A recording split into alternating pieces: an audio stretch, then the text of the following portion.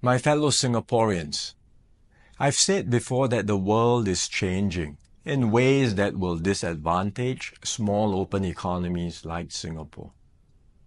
Some had previously questioned this assessment, but the recent Liberation Day announcement by the US leaves no room for doubt. It marks a seismic change in the global order. The era of rules-based globalization and free trade is over. We are entering a new phase, one that is more arbitrary, protectionist, and dangerous. For decades, the US was the bedrock for the free market economies of the world.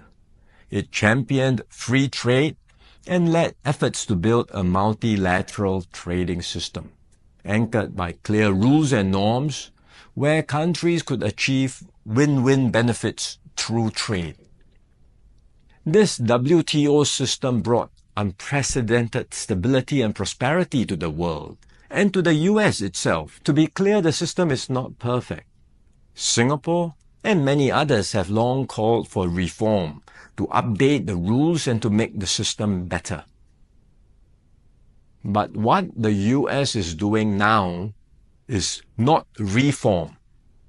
It is abandoning the entire system it had created. Its new approach of reciprocal tariffs, country by country, is a complete rejection of the WTO framework. The US has placed Singapore in the lowest base tier with a tariff of 10%. So the direct impact on us may be limited for now, but there are wider and more profound consequences. If other countries adopt the same approach as the US, abandoning the WTO and trading only on their own preferred terms country by country, it will spell trouble for all nations, especially small ones like Singapore. We risk being squeezed out, marginalized, and left behind. We can also expect a strong global response to America's tariffs.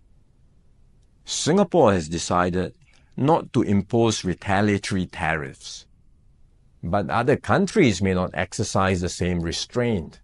The likelihood of a full-blown global trade war is growing. The impact of the higher tariffs, plus the uncertainty of what other countries may do next, will weigh heavily on the global economy. International trade and investments will suffer, and global growth will slow. Singapore will take a bigger hit than others because of our heavy reliance on trade. The last time the world experienced something like this was in the 1930s.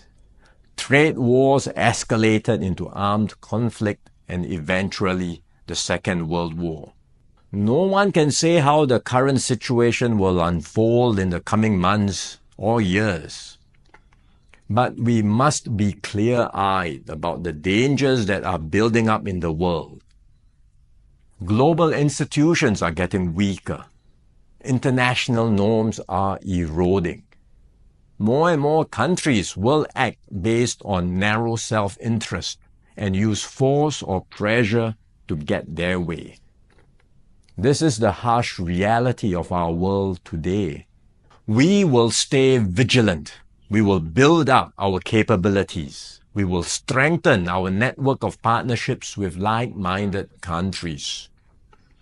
We are more ready than many other countries with our reserves, our cohesion, and our resolve. But we must brace ourselves for more shocks to come. The global calm and stability we once knew will not return anytime soon.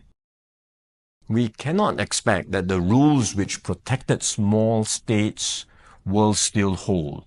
I'm sharing this with you so that we can all be mentally prepared, so that we will not be caught off guard. Let us not be lulled into complacency. The risks are real and the stakes are high. The road ahead will be harder. But if we stay resolute and united, Singapore will continue to hold its own in this troubled world.